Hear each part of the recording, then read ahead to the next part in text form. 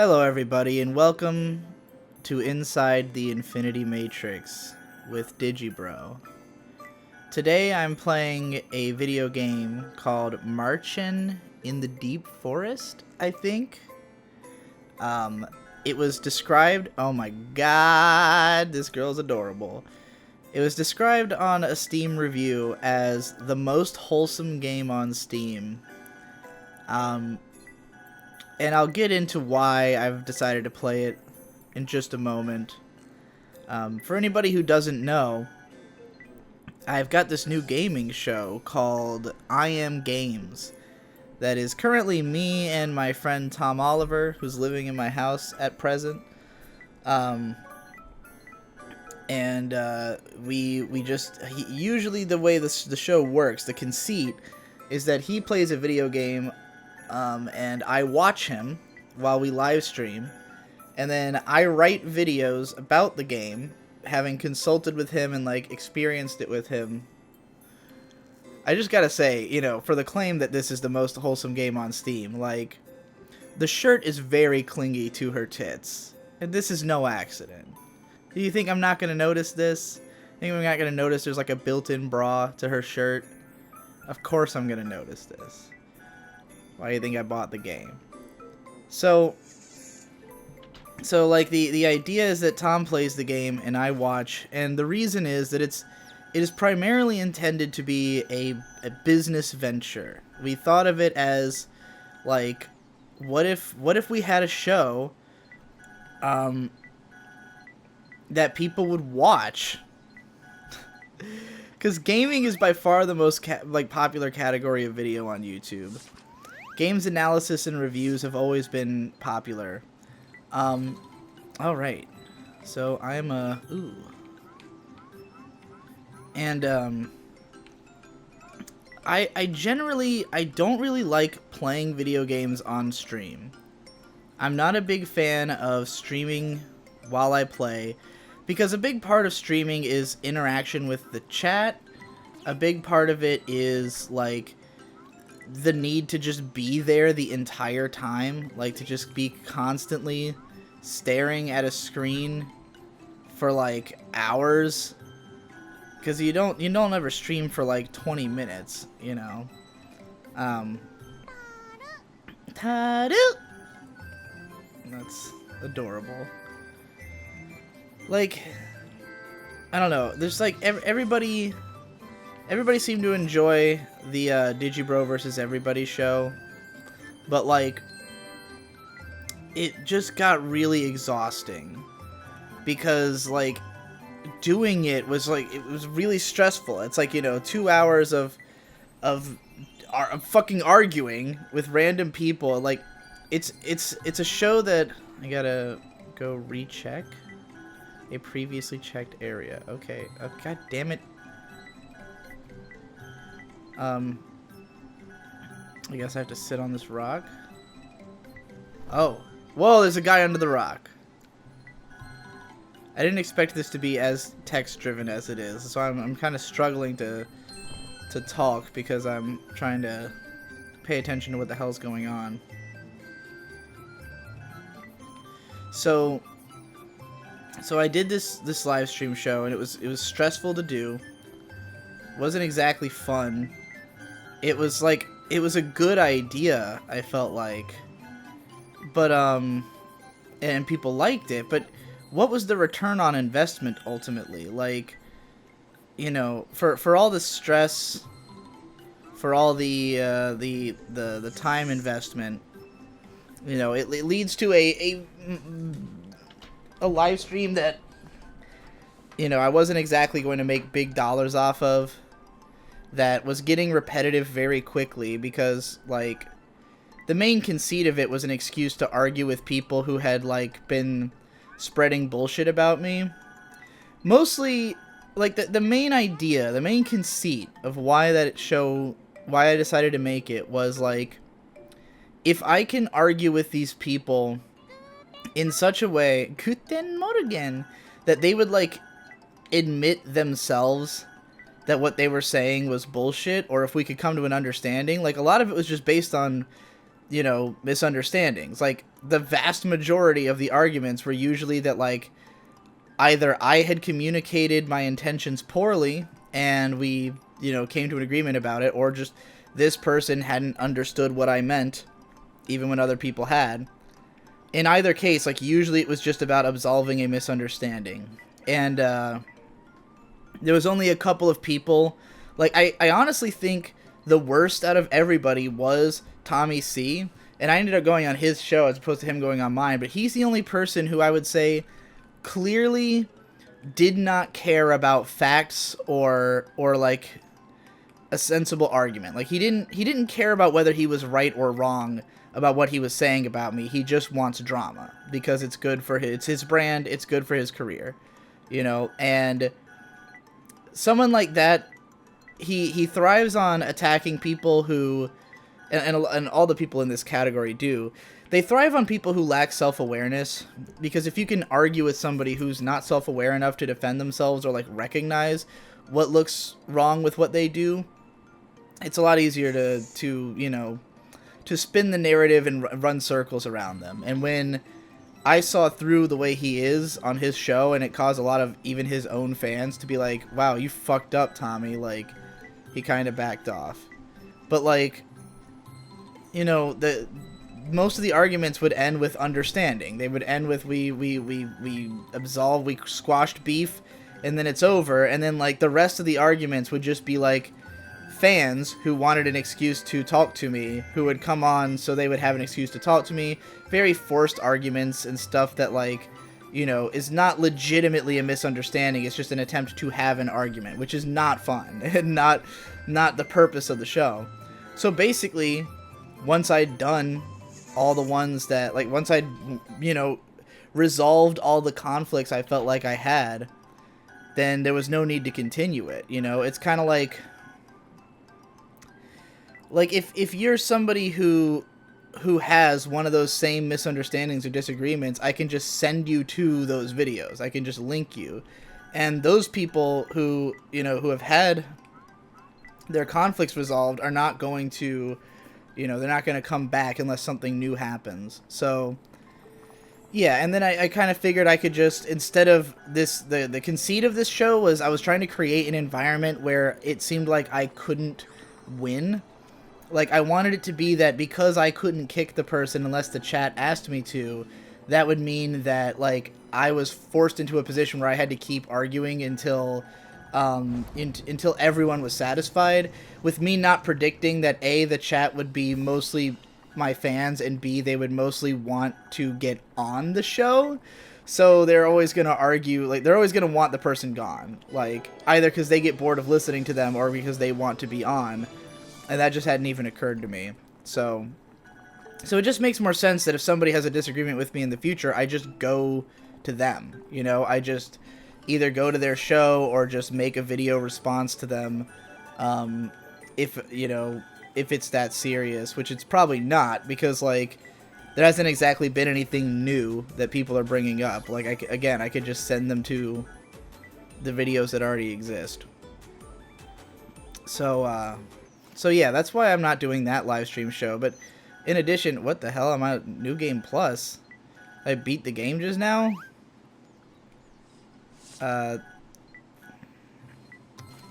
Okay. This is a fucking very strange game. This guy still won't let me pass. Oh, I have to give him something now. Do I have something sweet? I guess it would be context sensitive. Hey, a donut. Oh, let's pick that up. Yeah. Yeah, I bet you like this, don't you, you fat fuck? Yeah, you do. Alright. So, whoa, that was a weird fucking perspective shift. So, you know, because streaming is kind of stressful and all that, and I don't really understand it because I don't really watch streams. Like, I don't watch Twitch. I don't know what the culture of Twitch is. And now that Tom and I have a show, I still am, like, struggling to figure out, like, what is a Twitch show meant to be. Like, I don't know, it's not a type of video I really would ever sit through.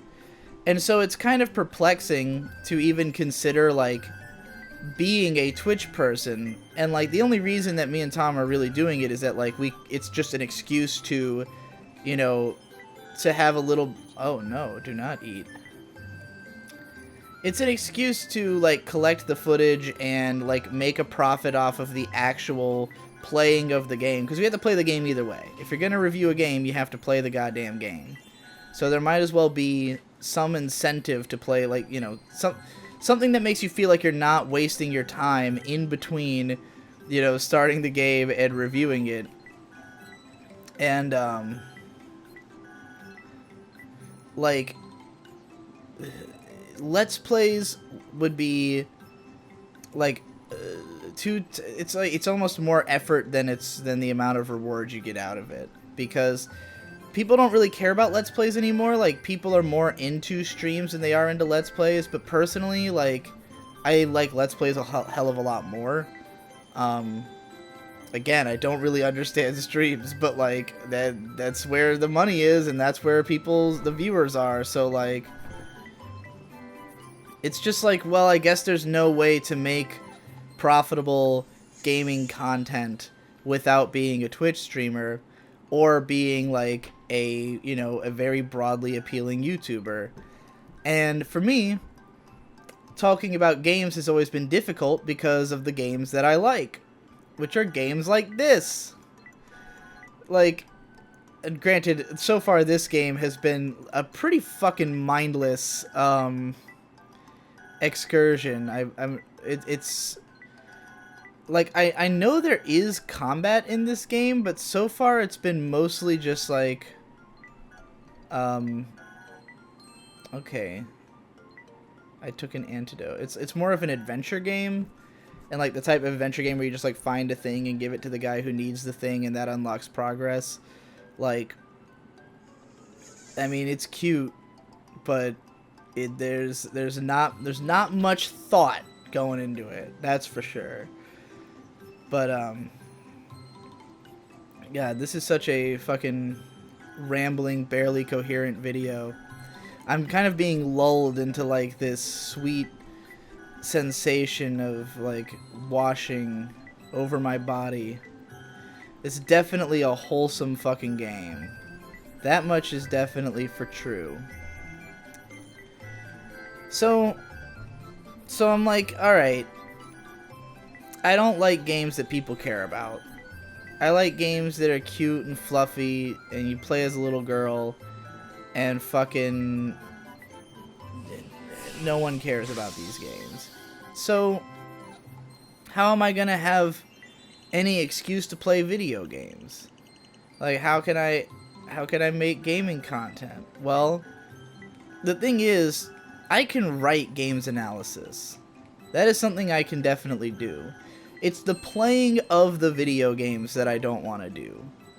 And when I realized that is when I had the idea for I Am Games, because, like, I don't really care for modern games, but I know what people care about with regards to modern games, because I watch shitloads of video game analysis videos. Like, I just am really into analysis. I'm into people talking about stuff, because a lot of my enjoyment of media in general is meta. I'm not so interested in, like, consuming individual works, because my taste is so narrow. Like, if all I cared about was consuming, like, artwork that I enjoy and like, then I would never be able to have a career talking about art, unless, like, I've somehow found, like, every conceivable person who has the same taste as me, because it's such a small group. And I'm not saying, like, I understand this sounds maybe a little edgy or, like, a little chunibyo-y, but, like, legitimately, I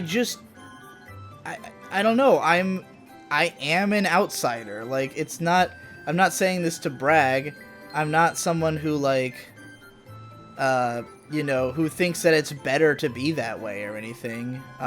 It's, if anything, an unfortunate reality that, like, such a big part of why I make my videos is to explain the difference in my perspective versus other people's. And there are some members of my audience who find that to be the appeal, who are like, they enjoy hearing like a very different perspective from their own. But the majority of people want to just hear their own perspective. Like, they want to hear something they can relate to. Especially when it comes to like analytical reviews and shit. And part of this is just the culture of what people expect from this content. And like, there are probably ways I could help to change that, or to disambiguate my intentions. What in the world is this? Alright, I've got a fucking boken. My current power lets me not even hold a spoon. My current leg power is worthy of being deadweight in a 3-legged race. Master, what should I train? Sounds like your arms need more training, dude. You could be... You can't even lift a spoon. Oh shit, I'm gonna train him with the fucking sword. Alright. Oh, what even happened? PD will begin training next to the ruins. Okay, I guess the sword was just my way of threatening him. So, like, once upon a time, I tried to make some games analysis videos.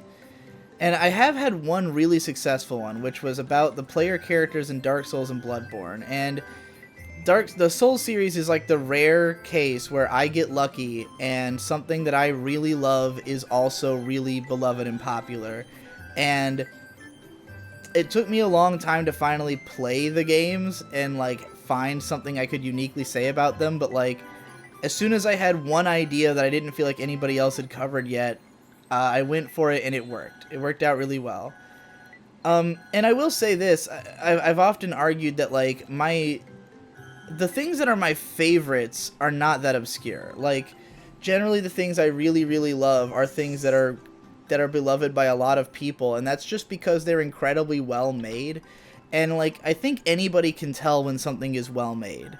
And that is what makes it almost more difficult to talk about those things, because usually those things will get talked about by other people. Like, it took me a long time to find something unique to say about Evangelion, and like, a lot of people really like my Eva videos, but like, I've gone out of my way to not say anything that I've, you know, had heard before. Like, that's why so much of it was focused on aesthetics, because people don't talk as much about the aesthetics of Eva, even though I think that the aesthetics are just as strong as the narrative, and I mean, contribute massively to the narrative. So, you know, it was kind of like a letdown to realize that there was so little writing about it. But, like, I can't bring myself to write something I know people have already said, because it's just boring. So, when it comes to, like, the games that I love, like, okay, the Zelda games. I'm a big fan of the Legend of Zelda games, but everyone talks about the Zelda games. Like, I've seen so much uber long-form analysis of those games. There's no way that I could add something unless I focused on, like, some incredibly specific element. And I tried to do this one time. I had made this... I wrote a whole script for, like, a 30-minute video that was going to be part 1 of a series called Movement in the Zelda Games. And the conceit was... This is one of my many, like, big projects I spent a lot of time on only to throw away. There are many of these throughout my career. And maybe I should try to find a way to readapt this for the I Am Games channel, since I have a channel for it and the script is still out there, but on my Google Drive. But like, the conceit of it was that a big part of what makes Nintendo games so great is their emphasis on kinesthetics and on just like nailing the base elements of gameplay to be as polished as possible. So that, like, just moving around in their games is usually really satisfying. And for me, as somebody who considers movement mechanics to be, like, probably the thing I care about the most in video games, it was kind of interesting that with Zelda, like, some of the games that are considered better than others, I don't like as much because of the, like, okay, I think that, Link to the Past has much weaker movement mechanics than both the first game and Ocarina of Time. And, like, for me, it's kind of a huge deal, because all three of them are really phenomenal games, but, like, I would give Ocarina, like, a 10. I would give the first game a 9, and I would give A Link to the Past an 8. And it's funny because, like, A Link to the Past has almost, like, closer to the scope of Ocarina, but because it doesn't have, like, the satisfying movement and strategy of, like, the way you control the character that you have in the first game, I just don't like it quite as much. It's just the run animations look bad. I don't like the way that there's, like, such brutal knockback on both you and the enemies. Anyway, so I ended up going through and just, like, deep diving the movement on every single game. So the way the video worked is that I, like, started with the first game and I just broke down, like, every single aspect of movement mechanics, like everything. By the way, the way I've been playing this game so far, if you can't tell, because I have not really been reading what they're saying, I'm just, like, clicking on everything until something lets me progress. Because, you know, you can brute force a game like this. So I'm just like, I wanna fight. When do I get to combat? So yeah, like, the video series ended up, like, it was very dry because it was just fucking straight up me, like, going through mechanic by mechanic, describing it. And then I'd get to the next game and be like, here's what they changed, and here's what's good, and here's what's bad about what they changed. And, oh my god, it's a mushroom fairy! Interesting interpretation of fairy. Konnichiwa! Oh, I gotta take a quiz. Quiz me, bad boy! It's time for some Toadstool trivia. This is fucking adorable. Each question has 3 possible answers. The rules are simple. Get all the questions correct or you're out. Alright, let the quiz begin. Here's a bonus question. Mushrooms are king, make the galaxy go round, or are my life? Oh, these are all good answers. I gotta go with mushrooms are king, because that's the funniest. Yeah! I'm a fucking genius. Alright. What's the world's top mushroom producing country? China, Japan, or America? Ooh, I mean, Japan makes Mario. It's a lot of mushrooms in Mario. I know there's a lot of fungus in America. I don't know how much fungus there is in China. I would imagine China, but I could also see it being America. Let's go with America. Oh, no. No. Alright, let's try again. Alright, time for some Toadstool trivia. I had to get them all correct. The world's top mushroom producing country, China. Hell yeah, I did it. Alright. Which of the following mushrooms glows? Mac-o'-lantern mushroom, jack-o'-lantern mushroom, or firefly shroom? I'm gonna go with the one that sounds real. Yeah! The animation of her hitting that button is fucking adorable. Is it true that mushrooms have no gender? Nope, or it's true. It is true. I believe that fungi are genderless. I did it. Press your luck, plus 3 questions. Yeah, let's fucking go for it. Mushrooms aren't plants, so what are they? They're fungi. Yes. I know some things about stuff. Which mushroom is known for its psychedelic effects? I'm gonna go again with the one that sounds real. I like trippy shrooms, though, as an answer. Triclobin. How many acres wide is the world's largest honey mushroom population in Oregon? Ooh. Let's go with the big one. Big money. Hey! I know there's, like, like the largest living organism on Earth is a fungi. Ooh, do I want to go mayhem mode? How much of this am I supposed to do? Should I do more mushroom trivia? Alright, we're doing it. 9 more questions. Why are female boars used to hunt for truffles?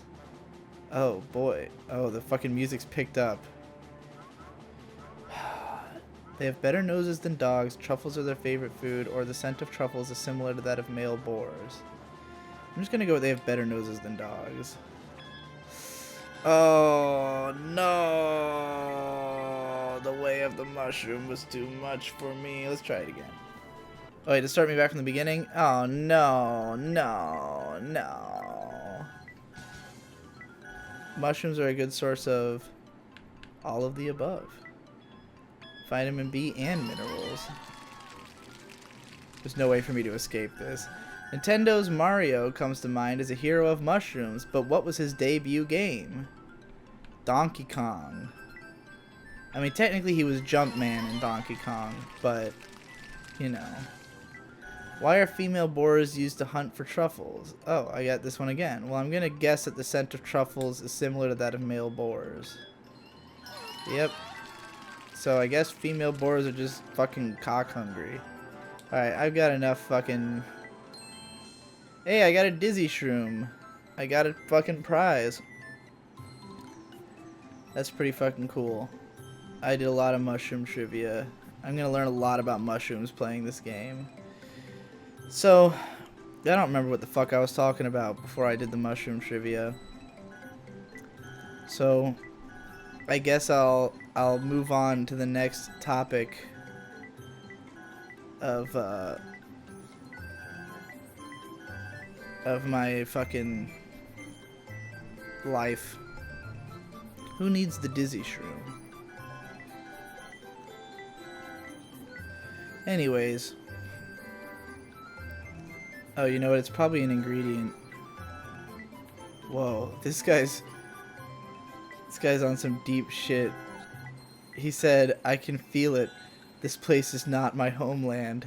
Someone please come for me. I know those fucking vibes, dude. I think I was saying something about being an outsider. So I'm gonna talk about why this video is called the Infinity Matrix. Because there are infinite possibilities out there. There's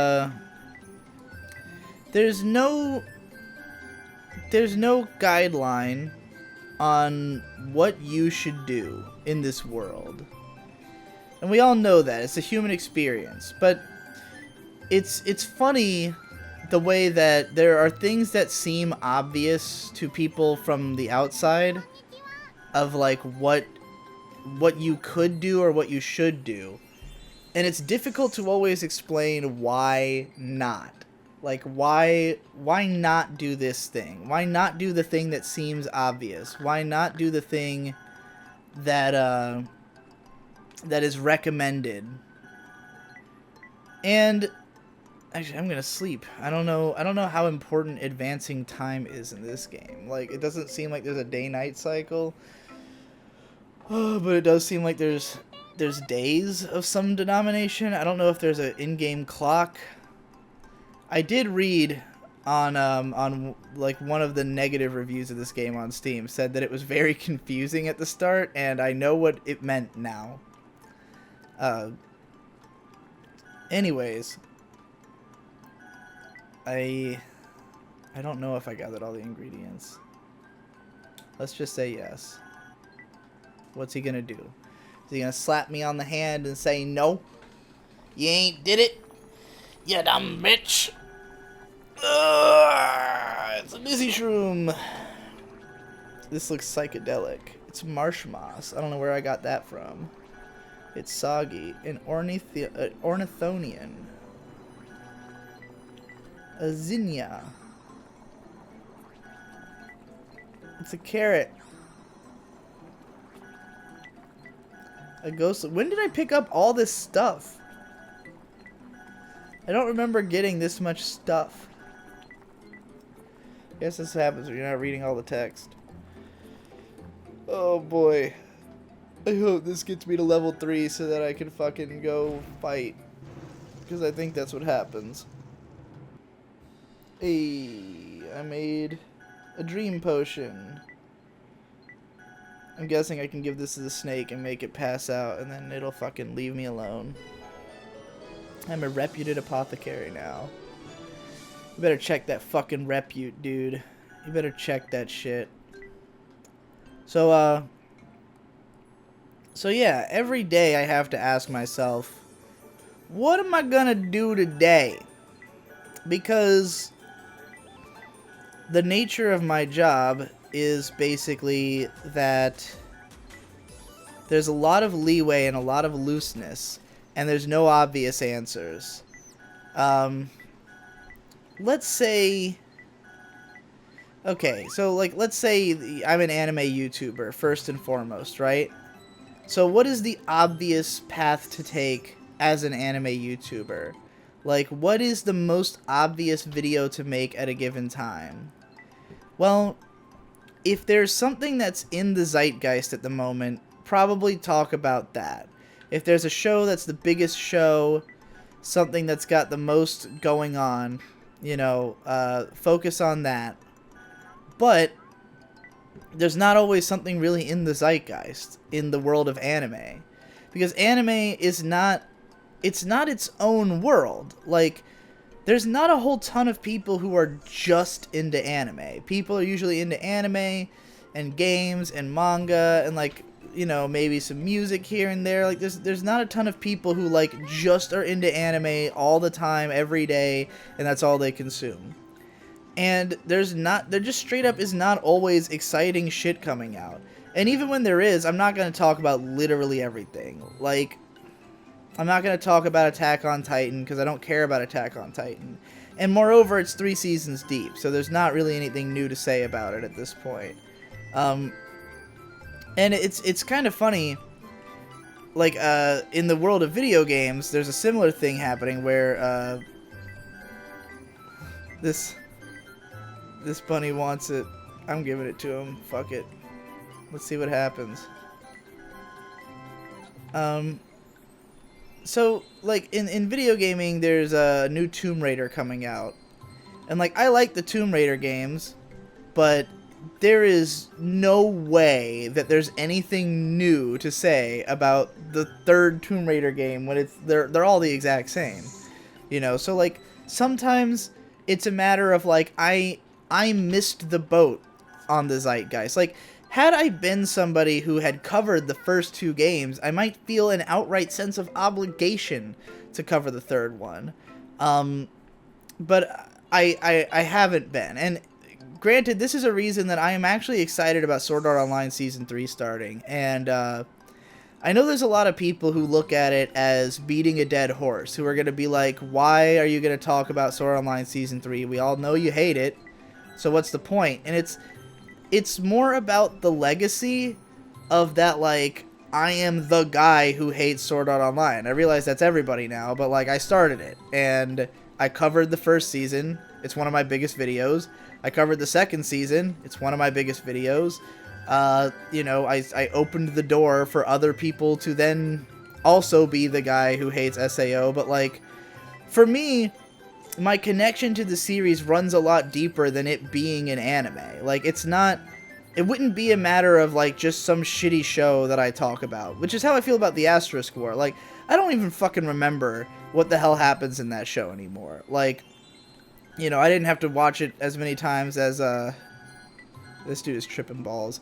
I didn't have to watch it as many times as Devu did in the process of editing it, and, you know, he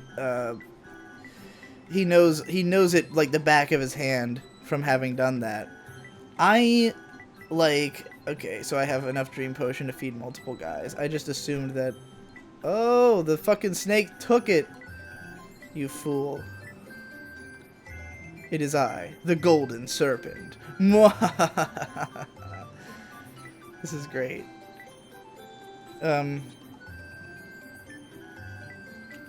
yeah, like I feel like it's almost a duty of mine to cover SAO season 3 because it's something like I know about it. I've kept up with SAO knowledge. I watched the movie and did a video on that. It was a big meme with me and my friends. Like, it's not just some random thing. It's like a part of the Digibro narrative that I have run-ins with this beast, and like I think it would be foolish of me to ignore the like overarching narrative aspect of my career, even if it's been a long time. So it's not like everybody is, like everybody who follows me now even fucking remembers those videos or has seen them. But like, I think there's probably some people who would come back just to fucking learn, like, or to be like, oh man, Digi's finally returning to his roots, and like I'm excited.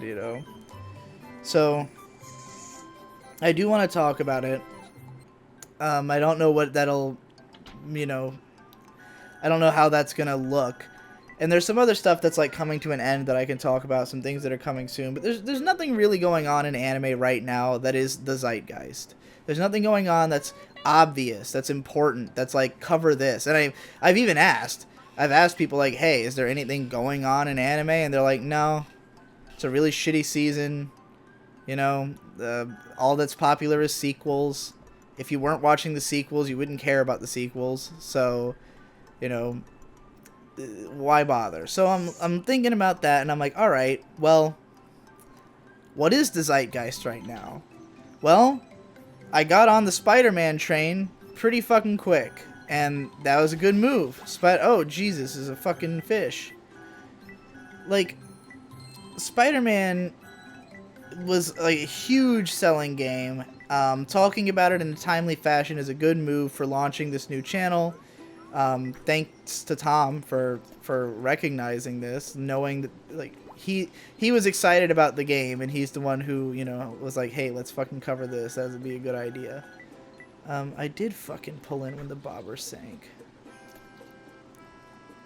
but we did it now, and unfortunately, because the channel is still like small, even though we're capitalizing in the right way, it doesn't necessarily mean that it will have like a huge tangible benefit immediately, because like we have to grow this new channel, and there's already a ton of people covering Spider-Man. Like, there's no reason to favor us over anybody else, like any established name in the gaming scene.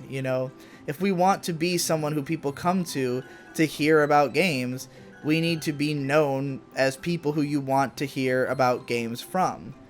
Now, granted, I have a lot of clout I can take advantage of just by like advertising the videos on my main channel, where I am a trusted source of, at the very least, analytical writing. And I've gotten a frankly lot more views than you might expect, like from such a small channel with so little promotion. But that doesn't necessarily mean that it's like the amount that would be like career moving, So then the question is, well, all right, how do I market this thing? Like, even if I put up a main channel video, it has to be about something relevant so that people will watch it. Because if I just made a video that was just like a redirect, hey, I've got a gaming channel, maybe that'll get like 20,000 views. But if I had like a video that was going to get a massive amount of views, and it had a redirect, like it had an advertisement for this channel, that would be different. But again, there's nothing happening in the zeitgeist of anime. So instead, I thought, well, what's in the zeitgeist of video games? We could just do another video game thing. And the only other game that was like a big deal right now is Dragon Quest XI. So, Dragon Quest XI is like 58 hours. I was like, we are not going to be able to live stream this entire game. And I don't think Tom's really going to want to play it anyways, because he's not really super into like super long RPG games per se. So I was like, I really want to play a JRPG. I'll give it a shot. Oh wow, this motherfucker leveled up his arms considerably. Yeah, I think you need to train your fucking legs now, dude. It's leg day. Leg day has come for Penguin Boy. I don't really understand this penguin training. Oh, he's on a fucking treadmill. Well, oh, that's right. He was training next to the ruins, and I guess these are the ruins. A mysterious pedestal. So, so I bought Dragon Quest XI, and I played it for about 35 minutes before I sold it back to Steam. Because, first of all, the game didn't run very well. I had to update my drivers just to fucking run the game. And then I tried to, like, record my playthrough, but it kept crashing if I tried to record at the same time. Like, it would crash the recording software or the game or both. So I was like, alright, well, I guess I'll just play without recording. I started up, and the controls feel kind of off. Also, the aesthetic is kind of off. It's like, the backgrounds, like, the level design, there's not really much art design put into it. It just kind of feels like really generic levels. Like, the graphics look fine. The textures, the assets are good looking. But, like, it's just not framed in an interesting way. It you know, image for image, it doesn't feel like you're looking at anything in particular. It just feels kind of generic. So it's like it looks nice, but not memorable. And then the controls felt weird. There's like an auto run. You can press start to auto run, and then like move with the R and L buttons on your controller, like direct yourself. But there's also a run fast button, which is R2. And like, so if you're trying to auto run and run fast and direct yourself, it just doesn't feel good or work right. So it's basically like, you can either run fast and control your character, or you can auto run and not. And it's just like, ugh, these are weird. You can't swing your sword outside of combat encounters. Combat encounters just take place in the place you already are, and you can move, but there's no strategic reason to do so, at least not in the early part of the game. I don't know if that changes. And I don't know if a lot of things change. Maybe it's a game that gets better as it goes. But, like, all the NPC dialogue was super generic and boring. The English voice acting was terrible, and there was no voice options. The music sounded really cheap and phony. The fucking overall sound design was really terrible. Cutscenes sounded like shit. Like, the effects animations during cutscenes were nothing to write home about.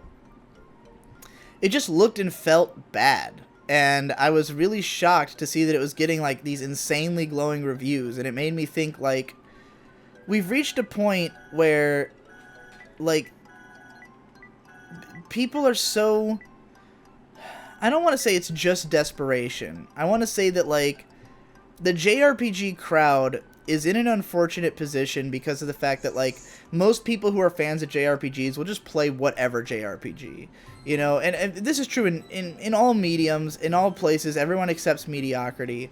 But there's nobody out there who's, like, legitimately knows what is great about good JRPGs and talks about it, and then also talks about, like, ones like this and can be critical of them.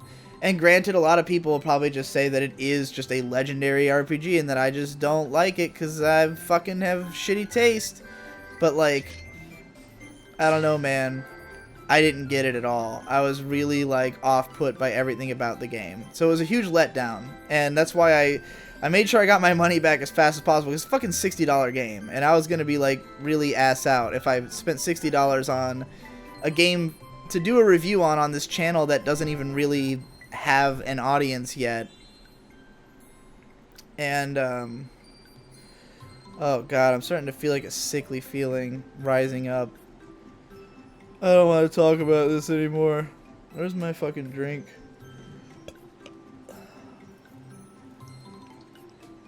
Point being, I really wanted to play a video game. Watching Tom play Spider-Man made me want to play a game because I was like, I Am Games doesn't just have to be games that we live streamed. It doesn't just have to be games that Tom played. It doesn't just have to be anything. It could anything game related. I just want to be, you know, I just want to be in the zeitgeist and make videos about things that are in the zeitgeist. But then I remember that I'm an outsider. And so I'm not always a part of the zeitgeist. Sometimes the things that I'm interested in are the things that no one cares about, that no one else is paying attention to. So I thought, well, I really want to play a JRPG, especially like a modern one. Like, I'd started playing a classic one that is fun. I'm not going to say which one because then I'll probably never play it. But I started playing a classic RPG and I was having a good time.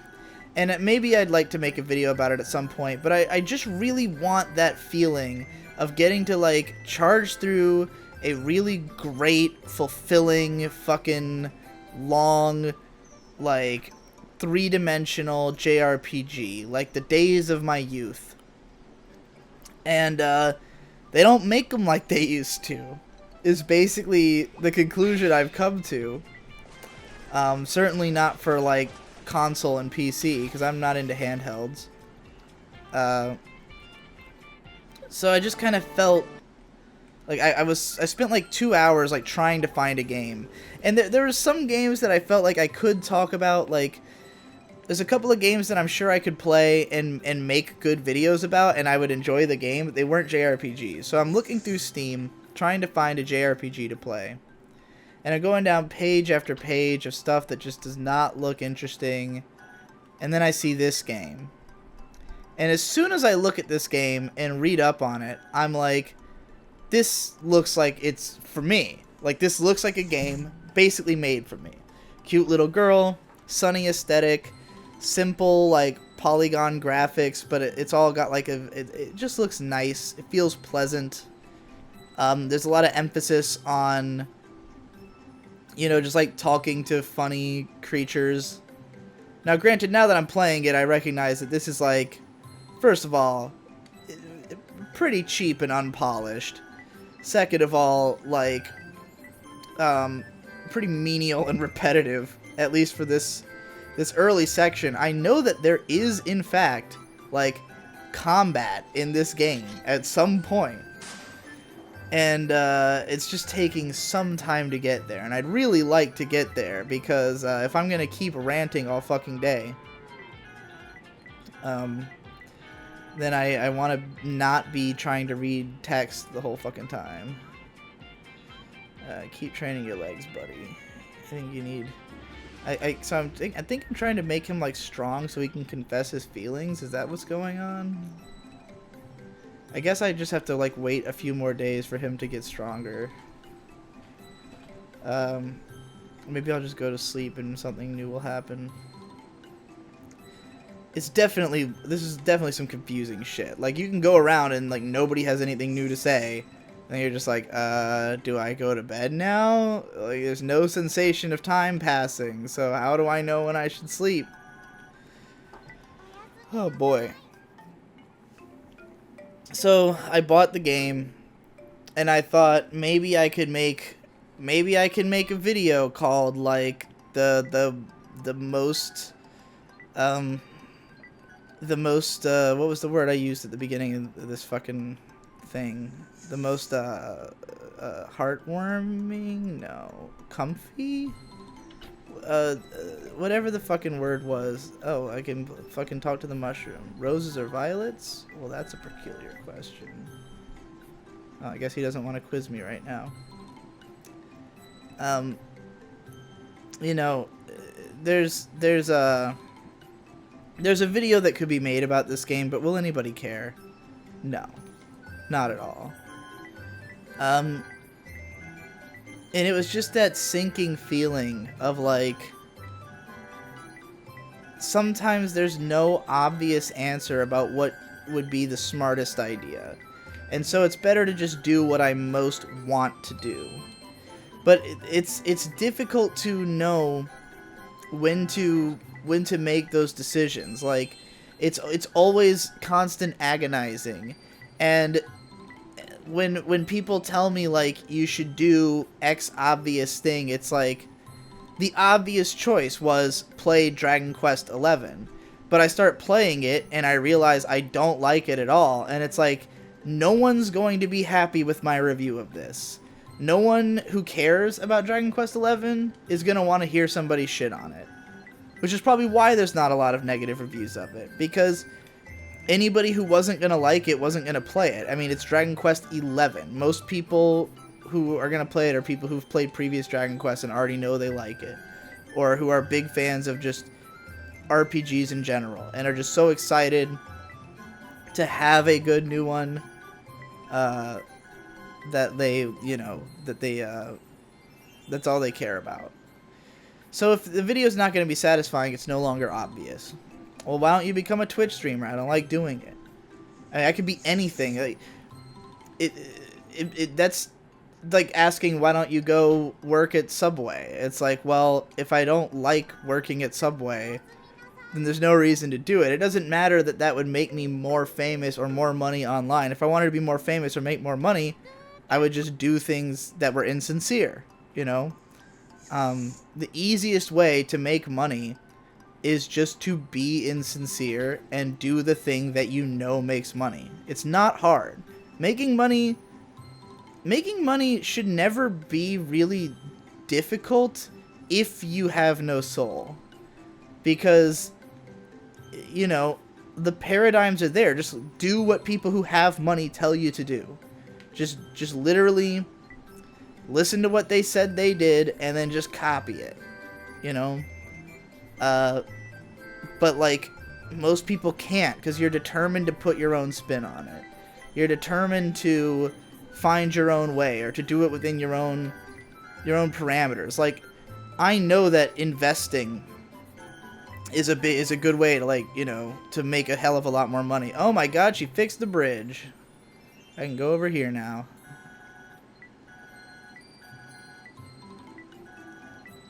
Oh, she's totally wants the fucking other penguin. So yeah, it's like there's kind of really no sense in doing it unless it's something I already want to do.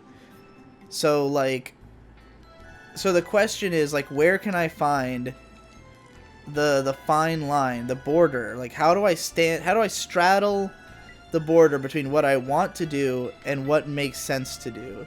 And oh my god, I fucking love this fucking, this looks just like that girl from Jashin-chan no Dropkick, the nun girl, except that she's a waitress. I love her. I assume because she's named Alice that she's supposed to be like the Alice Madness Returns Alice. In which case that's hilarious. The American McGee's Alice, I mean to say. This is going to be a video that people exclusively go to bed to. My wife has passed out listening to this on the couch, I think. So you know, the path forward is not obvious, and there's a million options, and even outside of just doing like YouTube videos, like, one of the funny things that gets said about me by people who don't like me, people who hate my guts, will sometimes say things like, I can't wait for him, for YouTube to blow up on him, and for him to have to go out into the world when he has no other skills. And it's really funny, because being a YouTuber is a huge palette of skills already. What is the astonishing fact regarding mushrooms and the former video game studio Data East? Its side business was growing shiitake mushrooms. It used game revenue to buy a mountain of pine mushrooms, or it was creating a game with a hero that was a mushroom. I'm going to go with the last one because that makes sense. No? What? Data East was growing fucking mushrooms? Is that what was going on? I know I've heard of Data East. They were like an adventure game developer. Probably an inspiration on this. I think, because I'm pretty sure Yahtzee talked about them. A surprising method to grow more mushrooms exists. What is that method? Electrocution? Well, I'm learning a lot about mushrooms today. Which is an eerie mushroom that lives on insects? Caterpillar fungus, bug fungus, or larva fungus? Ooh. Probably bug fungus? No. Oh, do I have to do this? Alright. Let's give it our all. How many different species of fungi exist in Japan? I'm gonna say 5,000. Yeah, the other two sounded too small. Oh, I know this one. I did it before. The jack-o'-lantern mushroom. They're just giving me freebies now because they feel sorry for me.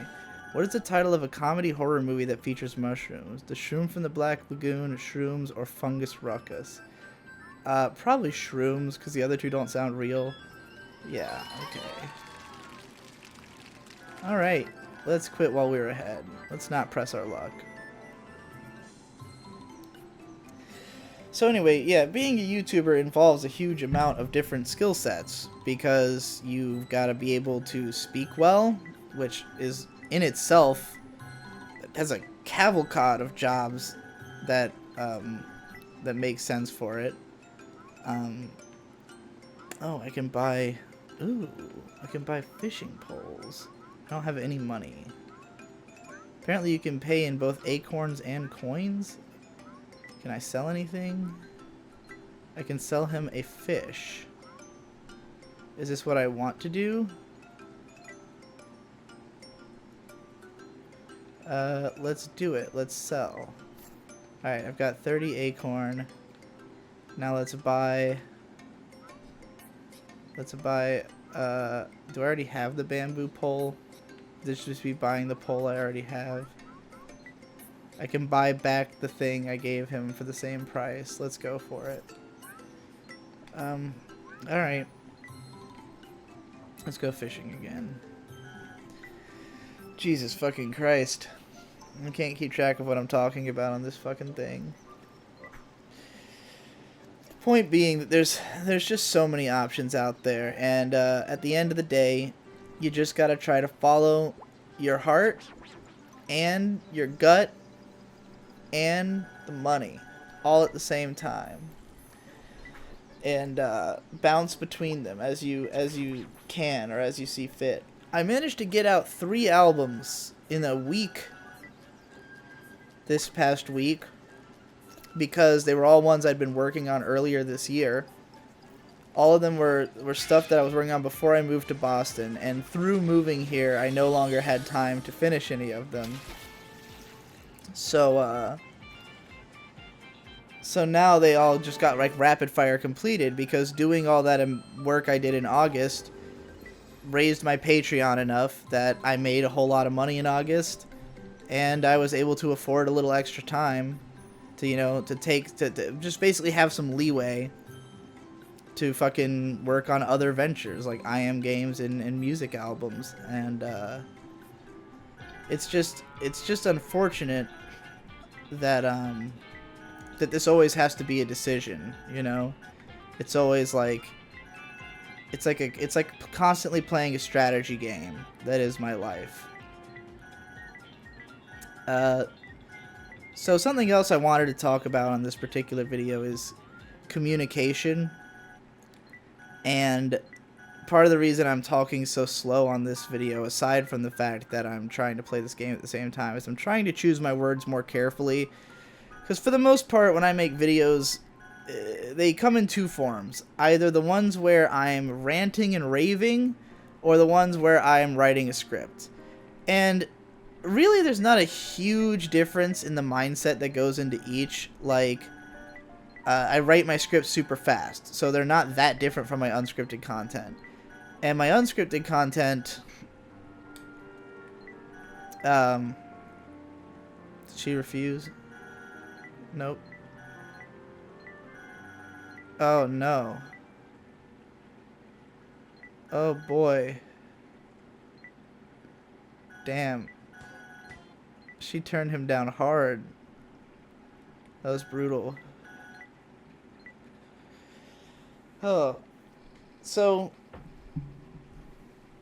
Oh, fuck. This is fucking painful. This game is taking so long to get to the point. I just want to fight. I just want to fight monsters. I just want to fight monsters and ramble. Oh, I guess I did enough for this guy, and he's He's down. Hey, he gave me some extra stuff. How will I know when I have all the ingredients I need to give to the fucking dude? Like, I just gotta keep checking in until he's like, you did it. I don't know how long I've been doing this for. It feels like it must have been like well over an hour. Oh, fuck. So, how do I put it? I've been trying to explain to people lately that, like, I'm obsessed with communication because I was so bad at it growing up. And it's because I never understood where everybody else was coming from. I always felt like the things that other people cared about, I didn't understand why they cared about. And the things that I cared about, nobody else seemed to care about. And I also think I had misconstrued what it was that people were misunderstanding about me. Like, I thought people just had different tastes from me, and that was the problem. That, like, hey, nobody likes the video games I like, or, like, you know, like, I like Nintendo, they like Grand Theft Auto, and, like, that's the problem. But it's the underlying reason behind why that is the case that makes the communication difficult, you know? And I think that's what I couldn't grasp, is like, it's not just that, like, these people like this game and I like this game. It's that these people have a different mindset about what they want from a game from what I have. These people are using it to explore something different. And to use Grand Theft Auto as an example, because I talked about it a little bit. So I just, like, gave this dude everything, right? I'm just giving this guy all of the stuff I have. I'm not sure if this is a good idea. Alright, he gave me a meal ticket. Does that mean I can...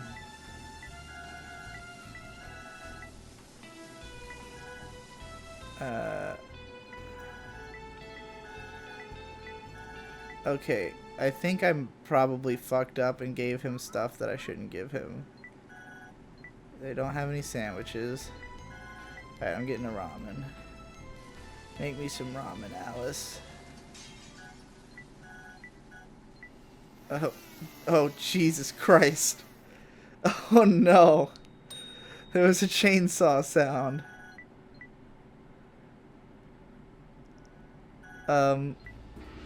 Oh, beautiful. I'll eat your ramen. Okay, well, I've got their cooking, so that's nice. Okay, so, yeah, I think just that lack of understanding of, like, why do people like the things they like is a bridge that it's been a long time coming to cross. Because when I started making my analysis videos, they were never focused on what the audience thinks. They're focused on what I think. It's like, you know, here's what you all missed, basically. Like, let's say K-On! A Loving Thesis, right? None of it is about addressing what people don't like about the show. It's about addressing what I do like about the show. And, like, that's fine. It's not a problem with that video. But it's why the communication remains... Oh, what the fuck is this? How did I get in here? Oh, I'm just peeking in. Am I just looking into this guy's house? What is he made of? What in the fuck? This kind of reminds me of, Tulip. Just a little bit. Anyways.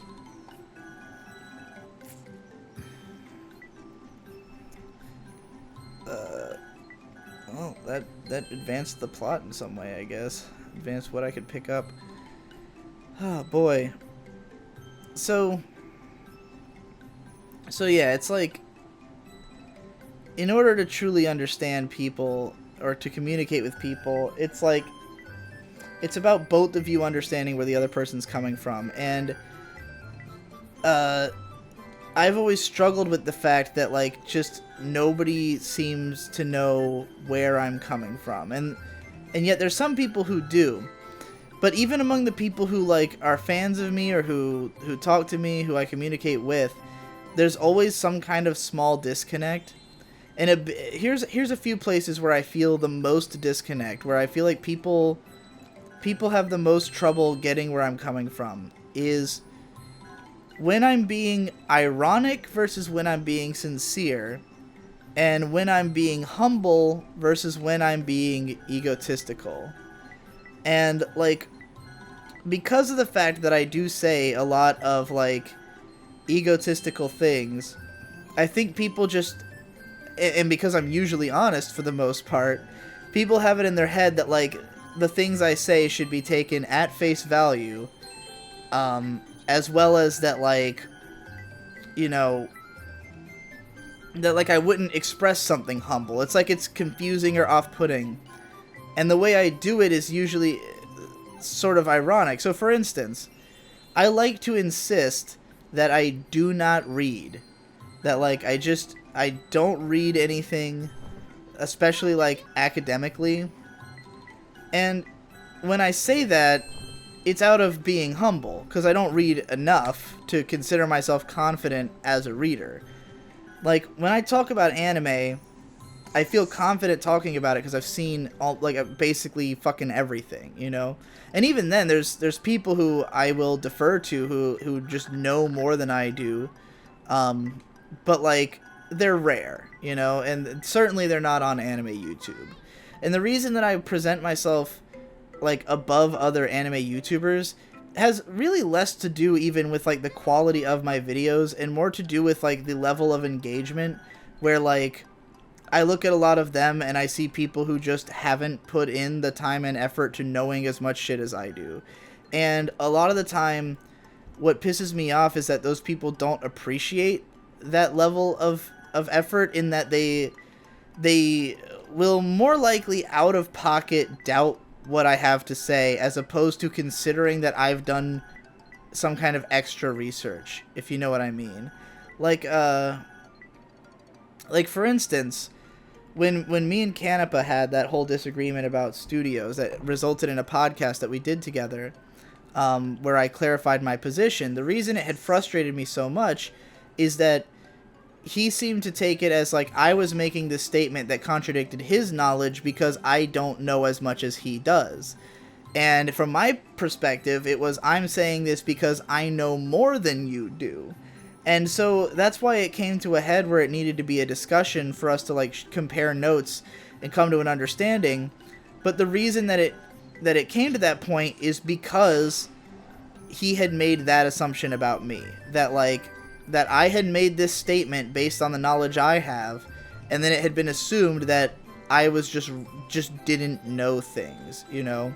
When the reality is that I'm doing different research, and a lot of that is because my research is independent, and I think a lot of people think that what is known is what has been said.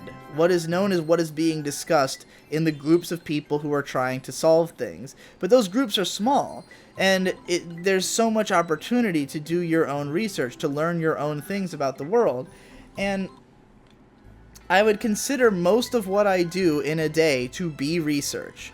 Most of what I do is me trying to learn what is happening in the world, what's going on, like, what, you know, how does it work, how does it operate, and, like, every little thing I see, I tie into everything else. The way my brain works is primarily through pattern recognition. I mean, I guess that's how all brains work, but, like, what I mean to say is more so than language. Like, a lot of things that I understand, I don't understand them via words. I understand them via, like, an impression that I have. Like, I've built something in my mind from, like, all that I've consumed and all that I've observed, and I have an impression of what I know is true, and then it's a matter of trying to apply words to that impression.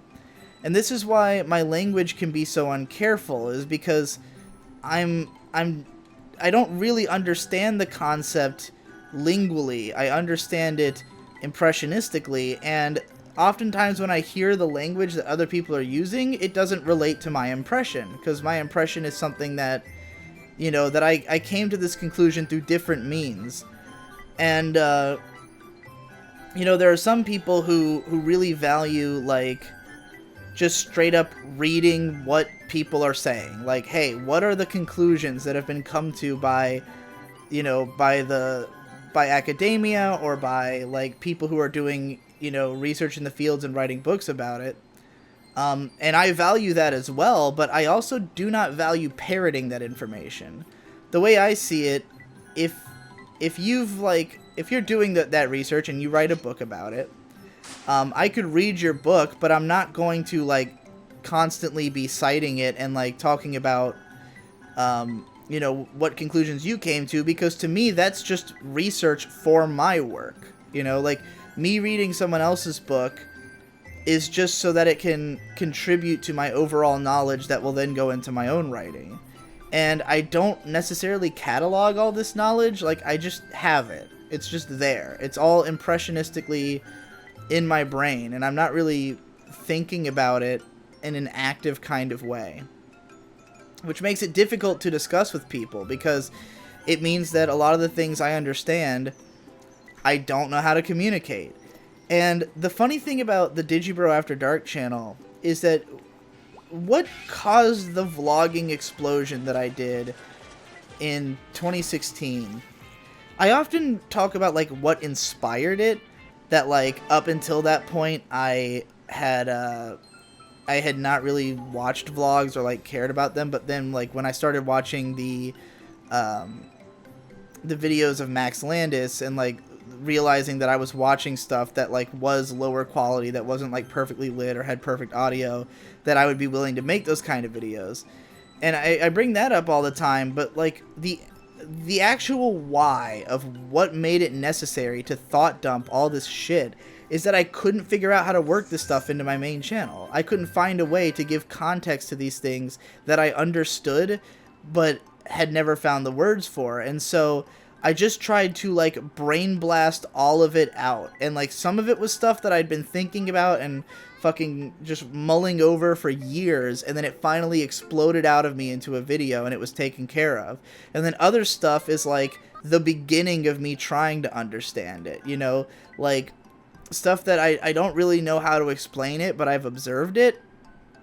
And sometimes I'm more clear about this. Like, the whole, the video, one of my favorite videos that never,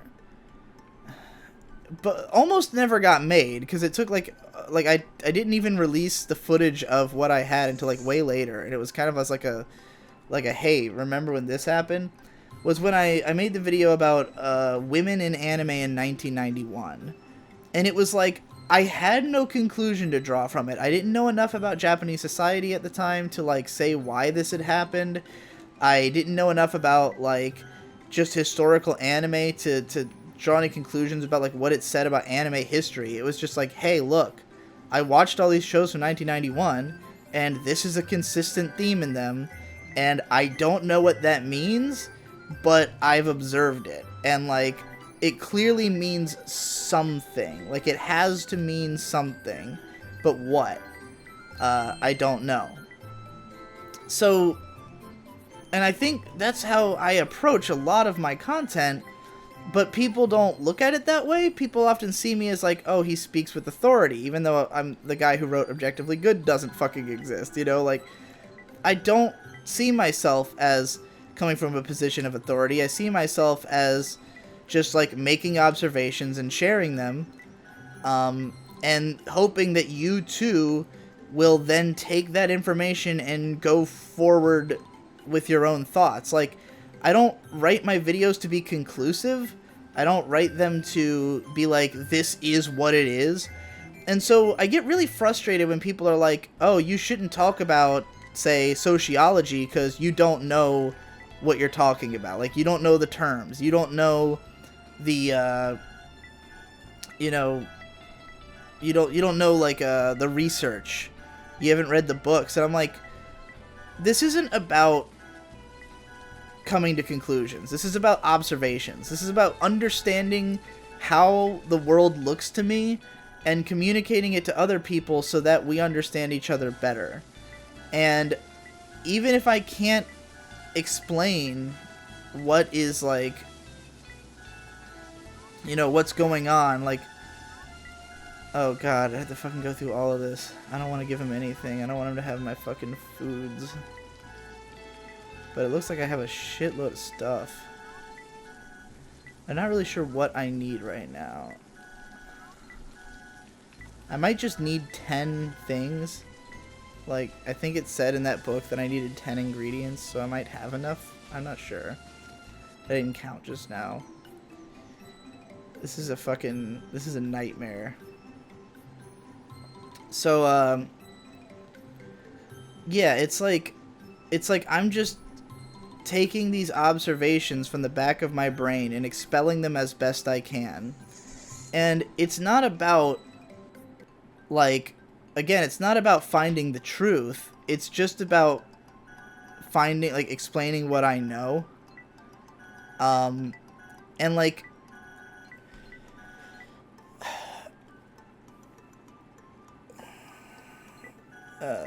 yeah, I don't know about this negative material shit. How do I put this? I don't really talk about things unless I know that there is a logic behind them. And that logic isn't necessarily something I understand in words, but I'm gonna try my damnedest. And from that point forward, it's about figuring out how to explain it better or in a more understandable way. How do we come to all appreciate this observation, you know?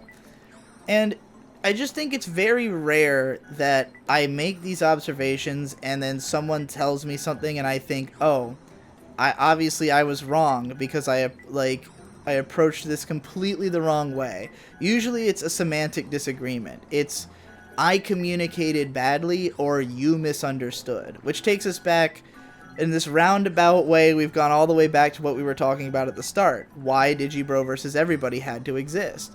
Because when you clear up the misunderstanding, we're always on the same page. And that was the funny thing about that show, is people would come in and they'd be like, well, you said this, and I disagree. And I would say, well, what do you think I meant by that? And then they'd say something, and I'd say, well, that's not what I meant. I meant this. And they say, oh, well, that makes sense then. And I say, well, yes, like, if I had explained it this way in the first place, it would have been better, but I didn't know how to explain it this way. Because sometimes it's about getting asked the right questions, you know, or asking yourself, you know, you yourself asking the right questions of the audience. So, like, for instance, with the Shinsekai Yori video, a lot of people have wanted me to do a follow-up, like, either explaining my points again, in a way that, like, makes sense to them, or, like, addressing the criticisms of the video. And, okay, I think I might have finally unlocked... No, I'm still Alchemist level 2. Did I fail? Like, is this a fail state to have not made it to level 3? Like, did I make the thing wrong? It just tells me to search every nook and cranny of the forest for ingredients. I've already... Oh, well, Maria's out here now, so I guess... Or Alice, I mean. I guess something's different. I just want to be... Oh, she's fucking...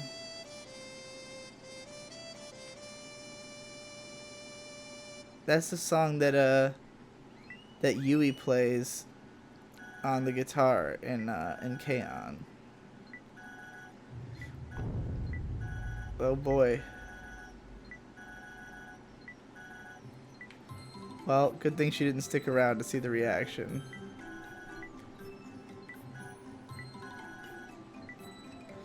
Anyway.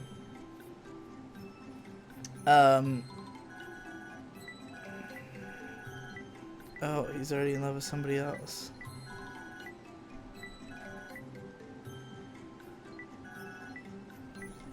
Okay. So, what I was fucking talking about. I don't even remember. That was such an adorable cutscene. Is that Bard a guy or a girl? Is she... Are they all fucking... Is this some Yuris? Or am I just fucking totally off base here? Anyway. With the Shinsekai Yori video, I could address the criticisms, but as usual, it's couched in misunderstanding. It's couched in semantics. It's couched in, like, just a really aggravating smattering of, I didn't put it in perfect terms, and they didn't listen to the words all the way, or draw the same conclusions about the words that they heard. Like, so there's this one dude who made this entire reaction video to my script, and I know he's gonna fucking end up hearing this and being like, oh, I hear you talked about me again. When are you gonna fucking respond to my entire goddamn thing? I finally responded to him a little bit on Twitter because he broke down all of his points into like a very readable form that wouldn't waste my fucking time all day. And one of the things he had a problem with was that, like, in the show there's this concept called ogres, and this little girl towards the end of the show, I phrased it that she was raised as an ogre. And he was trying to say, well, she's provably not an ogre. Like, the point, like, he was like, she, you know, an ogre is a human who kills other humans because they don't feel the death, or they don't experience the death of shame from doing so. But this girl does experience the death of shame, just only towards the mole people. So that means that she isn't an ogre. And what I was trying to say in my video is that ogres aren't real. Like, there's no difference between that and being an ogre, because what you're meant to realize through that scene is that the ogres have always just been people who were raised a certain way. Like, the fact that they thought she was an ogre, the fact that she can't experience death of shame from killing people, but she can experience it from killing these other things because she thinks that it's, you know, she thinks that those are her people, would suggest that it's always just a matter of like, if you're conditioned correctly. And so, like, to say that someone who is an ogre, like, they are people who are genetically different. Like, they have a genetic difference between themselves and the rest of humanity. But the reason they become an ogre is that they have not satisfied that difference. The reason those people feel, and I kept using the word stressed, and they were like, well, it doesn't say in the script that they are stressed and that causes the ogre. And it's like, but that is what the implication is that the reason that they become an ogre is that society doesn't know how to cure their stress. The way that they make people not ogres is by keeping them from being stressed out. Because when they're stressed out, they have crazy psychic abilities that let them fucking murder people if they don't like them, then that's what's going to happen. You know, it's all meant to be a metaphor for, like, essentially like school shootings, you know? Like, the reason that these things happen is because these kids feel out of place, and they feel like they're not understood by the world around them and not treated correctly, and they get really stressed out and they fucking go crazy. And that's what the show is about, but, like, because of the fact that in this society, like, what I found questionable is that, like, it seems as though the society understands this. Their basic premise is, like, hey, if we can keep people from getting stressed out by taking care of their basic needs and, like, keeping them fucking bonobo fucking touching each other all the time, then they won't go crazy and kill each other. But then somehow that same society finds ways to stress people out. And it just so happens that everyone who's ever shown to be an ogre is also shown to be under stress. So it's like, okay, the show seems to be saying, like, it doesn't ever say this outright, but if this isn't the case, then there's no point. Like, this is the only way to make sense of the show. And that guy who didn't agree with my take on the show, his take was not something grounded in the show either. His basic argument was like, oh, well, your take's not grounded in the show, and mine's not, but mine is positive because I liked the show for this, this, and this reason, whereas you didn't, so you interpreted it this way. And it's like, the way I interpreted it is the only way that seems to make any sense. Like, I tried to make sense of the show first, and then analyze it from the perspective of, here's what it would, you know, like, here's why the message that it seems to be trying to convey doesn't ultimately work. So, and I guess there you go. I guess I did my response. But, like, to break down point by point from there, it's just like, again, it's just couched in misunderstanding. It's just going to be the same shit. And at the end of the day, I said my point. I said my stance. And so, once again, we come to a situation where the person who's on the other side, they're under the impression that I just don't know what I'm talking about. But the reality is that I came to my own conclusions through my own research. And I guess what bothers me the most is feeling like my basic premise is not being accepted. That's where I get annoyed. I don't mind disagreements. I don't mind people telling me that they think I'm wrong, but I want to have a discussion about it. Because when people come at it from the angle of, you're a fucking idiot, how could you misinterpret this? Then it's like, well, from my perspective, you're a fucking idiot, you know? And so if I make a video, like, for instance, explaining autism, and then I'll get a bunch of comments that are like, you don't know what you're talking about. And I'm like, you don't know what you're talking about. You know, like, where does this get us? Like, why would I trust you to know more than I do on this subject? And why do you think that I haven't done any research? Like, just because whatever you happen to have read is different from what I happen to have read does not mean that, you know, that yours is more likely to be correct. So let's have a conversation about it. If there's something different in your notes from my notes, then let's compare notes. But I don't want to have to make a whole fucking live streaming show just to do that. Just leave comments that aren't an asshole, you know? And, like, accept at least the premise that even if my semantics aren't necessarily correct, it doesn't mean I'm coming out of fucking nowhere. I'm not just making shit up, you know? There's a reason that I'm thinking the things that I'm thinking. So, like, try to address my points from with at least that amount of respect. With at least respect to the idea that I had these thoughts for a reason. Alright, so it's nighttime now, so things are happening. I like it. I like the purple. Oh shit. Alright, what's going on? Whoa, it's a fucking spaceship! Oh my god! Yeah, let's fucking touch it, dude. It's super smooth. Oh boy, it's an alien! Central system intruder detected. So this brings me on to the subject of self-awareness and irony. Because simultaneously... Oh my god, I'm actually fighting.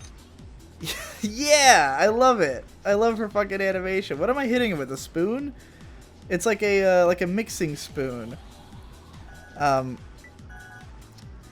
Like, on the one hand, when I say how I feel about something, I'm being serious. I'm being honest to my emotions.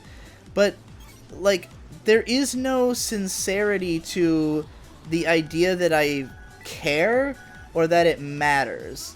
Because I have a very, like, you know, absurdist approach to the world. I don't take anything very seriously. I don't really care. Like, in my mind, there is no stakes in being right.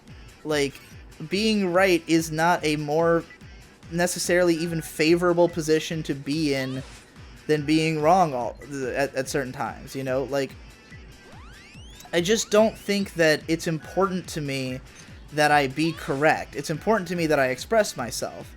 Because at the end of the day, I don't really trust information. I don't trust us to know... Oh my god! They fired a fucking orbital cannon at me. Did I die, or was that supposed to happen, or what? I think I just lost the fight. Do I have to fight him again? Can I do better? Maybe I'll hold off and look for like another weapon or something. Maybe this is something I'm meant to like do multiple times. Hey, the bard's awake. Let's talk to him. So, I wanted to talk about how me and my good buddy Endless Jess first met, because Endless Jess was one of my first subscribers ever. Literally, like the first, like 2000. Back when I was Digidroning MLP, a My Little Pony reviewer and analyst. And he was also like really into MLP. He hadn't become like a full bore MLP writer yet. Like he occasionally made like goofy parody videos based on the show. But it was like a very minor part of his channel. And I was just straight up doing My Little Pony analysis with the intention of just doing it for a while and then jumping over to video game analysis. But the reason he became a fan is that he thought it was really funny that I was that it was clearly self-aware that like the gimmick of the channel is like this is a kids show that like by no means needs to be thought about this much, but I'm putting that level of thought in anyways because it's you know, it's funny, and why not? It's like, let's just do it. Let's just go all in and like, you know, present everything you could possibly say about this show. But like there was no need in my mind to justify the show. And that was the biggest difference, I think, between me and a lot of the other people who ended up doing it, is that they cared about their opinions of the show. They cared about if an episode was good or bad. They cared about, like, you know, they cared about, like, representing the show a certain way, like, to let people know that it's good, you know, and, like, defending it on a cultural level. And, like, for me, it was just, this is a fun excuse to make videos, you know? It's fun to talk about this show that you wouldn't expect, you know? And it gets me a lot of the fans in the Skrilla, you know? So, like, it's worthwhile from a intellectual standpoint. Or not intellect. I meant from a financial standpoint. Like, it made sense for me. Okay, so I'm supposed to defend when he uses the big attack. That's where I went wrong before.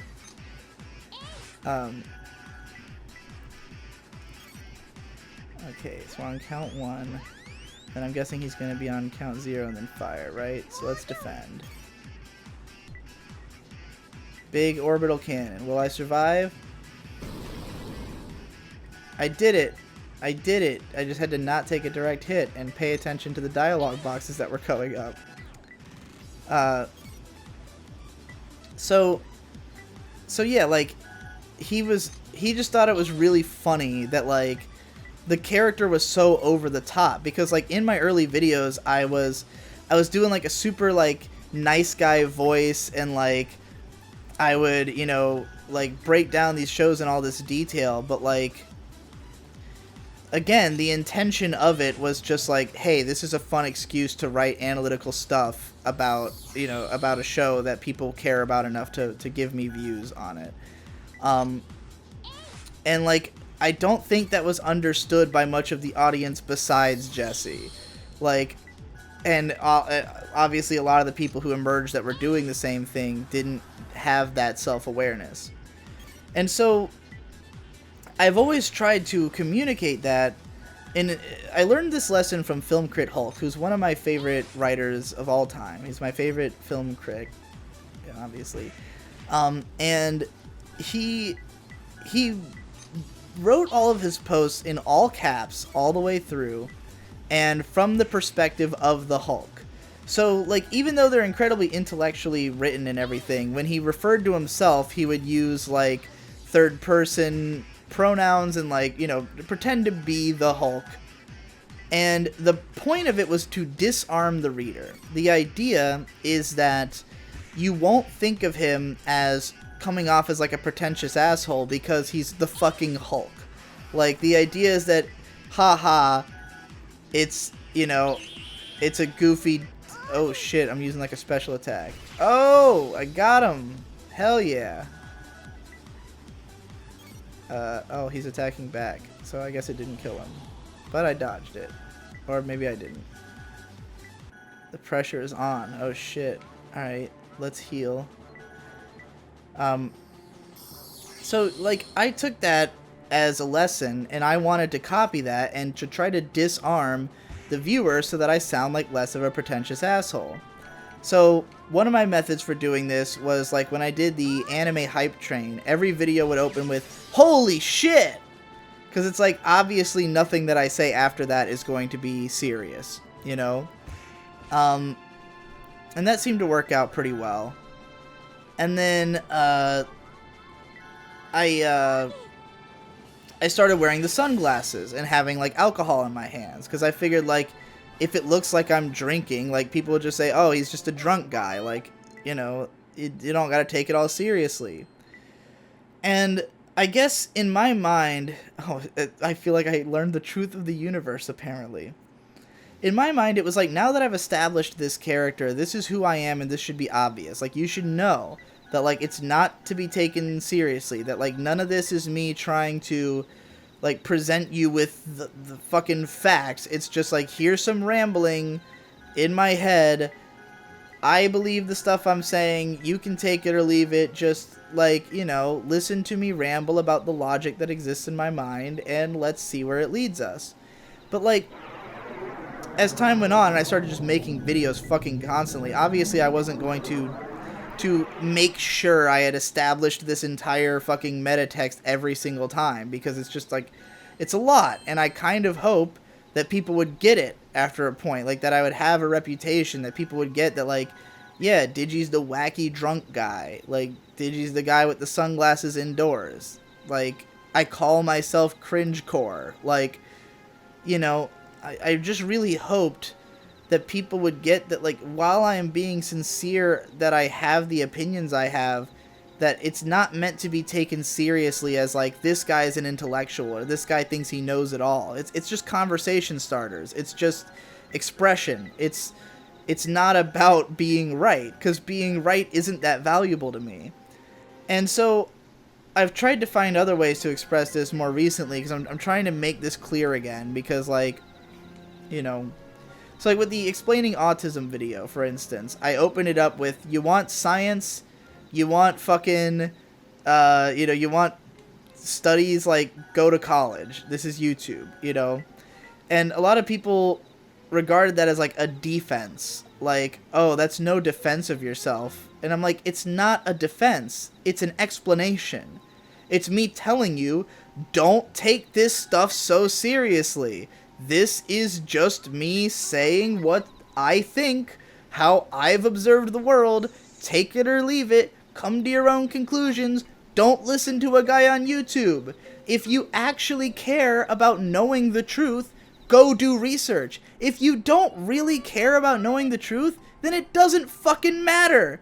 And guess what? Most people don't. And anytime someone brings up something like, oh, well, you're spreading misinformation, and I'm like, dude, have you watched the television? Like, most information that's out there is misinformation. Most of what people are learning is bad for them. And, like, if I can even help to just be a counterweight on the other end of the misinformation, that might be enough for me. Like, god damn, today I was at the gym, and I saw this show on the Travel Channel called, like, Mystery at the Museum. And it was the cheesiest, most overdramatic, corny-ass fucking show. And I was only watching it because my phone was dead.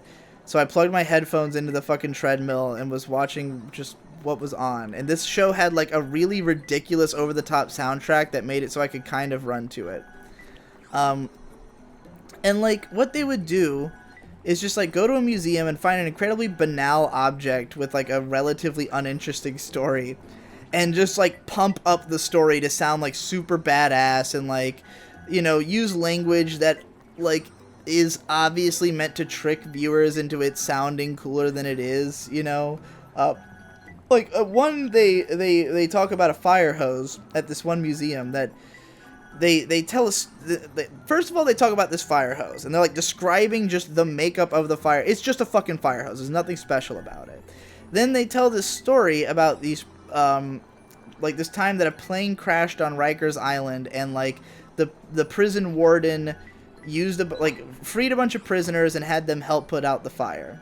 And then, you know, the way they present it is like they keep going on about like, oh, this guy, you know, he could have been court-martialed, things could have gone wrong, what if they had tried to escape, all this shit. And it's like, we don't know the situation. We don't know if it was like that. Maybe it was extremely regulated. Maybe it was like not even a big issue.